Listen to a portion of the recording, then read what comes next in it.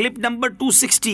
اس clip میں آپ قرآن پاک کی سورہ مائدہ کی آیت نمبر 82 اور 83 کی تلاوت، ترجمہ اور تفسیر قرآن صراط الجنان سماعت فرمائیں گے۔ بسم اللہ الرحمن الرحیم۔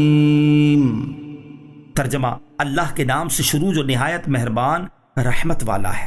لَتَجِدَنَّ أَشَدَّ النَّاسِ عَدَاوَةً لِلَّذِينَ آمَنُوا الْيَهُودَ وَالَّذِينَ أَشْرَكُوا وَلَتَجِدَنَّ أَقْرَبَهُم مَّوَدَّةً لِلَّذِينَ آمَنُوا الَّذِينَ قَالُوا إِنَّا نَصَارَىٰ ذَلِكَ بِأَنَّ مِنْهُمْ قِسِّيسِينَ وَرُهْبَانًا وَأَنَّهُمْ لَا يَسْتَكْبِرُونَ۔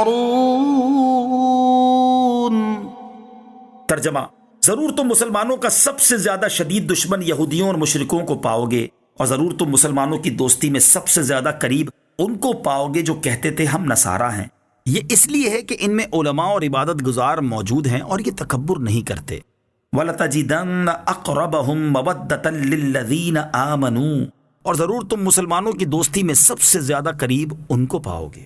اس آیت کریمہ میں ان عیسائیوں کی تعریف بیان کی گئی ہے جو حضور اقدس صلی اللہ تعالیٰ علیہ وسلم کے زمانہ اقدس تک حضرت عیسیٰ علیہ السلام کے دین پر قائم رہے، اور تاجدار رسالت صلی اللہ تعالیٰ علیہ وسلم کی بعثت معلوم ہونے کے بعد سرکار کائنات صلی اللہ تعالیٰ علیہ وسلم پر ایمان لے آئے۔ شان نزول، ابتدائے اسلام میں جب کفار قریش نے مسلمانوں کو بہت ایذائیں دیں تو صحابہ کرام میں سے 11 مرد اور 4 عورتوں نے سرکار رسالت صلی اللہ تعالیٰ علیہ وسلم کے حکم سے حبشہ کی طرف ہجرت کی۔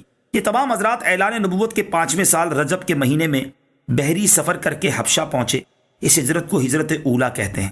ان کے بعد حضرت جعفر بن ابی طالب رضی اللہ تعالیٰ عنہ گئے، پھر اور مسلمان روانہ ہوتے رہے، یہاں تک کہ بچوں اور عورتوں کے علاوہ مہاجرین کی تعداد 82 مردوں تک پہنچ گئی۔ جب قریش کو اس ہجرت کا علم ہوا تو انہوں نے چند افراد کو تحفہ تحائف دے کر نجاشی بادشاہ کے پاس بھیجا۔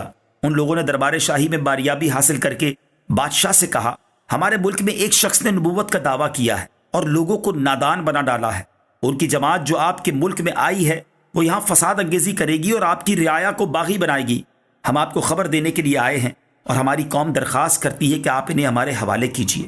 نجاشی بادشاہ نے کہا، پہلے ہم ان لوگوں سے گفتگو کر لیں، باقی بات بعد میں دیکھیں گے۔ یہ کہہ کر اس نے مسلمانوں کو طلب کیا اور ان سے دریافت کیا کہ تم حضرت عیسیٰ علیہ السلام اور ان کی والدہ کے بارے میں کیا عقیدہ رکھتے ہو؟ حضرت جعفر بن ابی طالب رضی اللہ تعالیٰ عنہ نے فرمایا، حضرت عیسیٰ علیہ السلام اللہ تعالیٰ کے بندے اور اس کے رسول کلمت اللہ اور روح اللہ ہیں، اور حضرت مریم رضی اللہ تعالیٰ عنہا کنواری پاک ہیں۔ یہ سن کر نجاشی نے زمین میں سے ایک لکڑی کا ٹکڑا اٹھا کر کہا، خدا عز و جل کی قسم، تمہارے آقا نے حضرت عیسیٰ علیہ السلام کے کلام میں اتنا بھی نہیں بڑھایا جتنی یہ لکڑی، یعنی نبی پاک علیہ السلام کا ارشاد کلام عیسیٰ کے بالکل مطابق ہے۔ یہ دیکھ کر مشرکین مکہ کے چہرے اتر گئے۔ پھر نجاشی نے قرآن شریف سننے کی خواہش کی تو حضرت جعفر رضی اللہ تعالیٰ عنہ نے سورہ مریم کی تلاوت کی۔ اس وقت دربار میں نصرانی عالم اور درویش موجود تھے، قرآن پاک سن کر بے اختیار رونے لگے۔ پھر نجاشی نے مسلمانوں سے کہا، تمہارے لیے میری سلطنت میں کوئی خطرہ نہیں۔ مشرکین مکہ اپنے مقصد میں ناکام ہو کر واپس پلٹے اور مسلمان نجاشی کے پاس بہت عزت و آسائش کے ساتھ رہے، اور اللہ تعالیٰ کے فضل سے نجاشی کو دولت ایمان کا شرف حاصل ہوا۔ اس واقعے کے متعلق یہ آیت نازل ہوئی۔ وَإِذَا سَمِعُوا مَا أُنزِلَ إِلَى الرَّسُولِ تَرَىٰ أَعْيُنَهُمْ تَفِيضُ مِنَ الدَّمْعِ مِمَّا عَرَفُوا مِنَ الْحَقِّ يَقُولُونَ رَبَّنَا آمَنَّا فَاكْتُبْنَا مَعَ الشَّاهِدِينَ۔ ترجمہ، اور جب یہ سنتے ہیں وہ جو رسول کی طرف نازل کیا گیا تو تم دیکھو گے کہ ان کی آنکھیں آنسوؤں سے ابل پڑتی ہیں، اس لیے کہ وہ حق کو پہچان گئے۔ کہتے ہیں، اے ہمارے رب، ہم ایمان لائے، پس تو ہمیں حق کے گواہوں کے ساتھ لکھ دے۔ وَإِذَا سَمِعُوا مَا أُنزِلَ إِلَى الرَّسُولِ، اور جب یہ لوگ اس کو سنتے ہیں جو رسول کی طرف نازل کیا گیا۔ جب حبشہ کی طرف ہجرت کرنے والے صحابہ کرام رضی اللہ تعالیٰ عنہم نجاشی کے دربار میں جمع تھے اور مشرکین مکہ کا وفد بھی وہاں موجود تھا، تو اس وقت نجاشی نے حضرت جعفر طیار رضی اللہ تعالیٰ عنہ سے عرض کی، کیا آپ کی کتاب میں حضرت مریم رضی اللہ تعالیٰ عنہا کا ذکر ہے؟ حضرت جعفر رضی اللہ تعالیٰ عنہ نے فرمایا، قرآن پاک میں ایک مکمل سورت حضرت مریم رضی اللہ تعالیٰ عنہا کی طرف منسوب ہے۔ پھر سورہ مریم اور سورہ طٰہٰ کی چند آیات تلاوت فرمائیں تو نجاشی کی آنکھوں سے سیل اشک رواں ہو گیا۔ اسی طرح جب پھر حبشہ کا وفد سرکار دو عالم علیہ الصلوۃ والسلام کی خدمت میں حاضر ہوا، جس میں 70 آدمی تھے، اور تاجدار رسالت صلی اللہ تعالیٰ علیہ وسلم نے ان کے سامنے سورہ یاسین کی تلاوت فرمائی تو اسے سن کر وہ لوگ بھی زاروں کتار رونے لگے۔ اس آیت میں ان واقعات کی طرف اشارہ ہے۔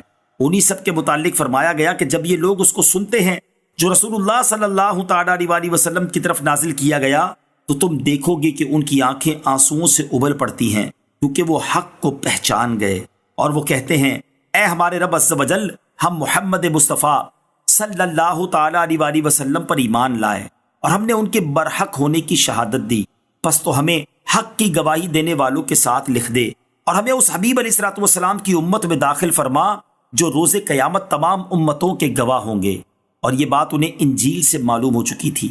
اس آیت سے معلوم ہوا کہ ذکر الہی کے وقت عشق و محبت میں رونا اعلیٰ عبادت ہے۔ اسی طرح عذاب الہی کے خوف اور رحمت الہی کی امید میں رونا بھی عبادت ہے۔ بہت سے عاشقان قرآن کی تلاوت کرتے ہوئے جھومتے ہیں۔ یہ قرآن کریم سے لذت و سرور حاصل ہونے کی وجہ سے ہوتا ہے۔ صبح کی خوشگوار ہوا سے نرم شاخیں حرکت کرتی ہیں، اور تلاوت کرنے والا رحمت الہی کی نسیم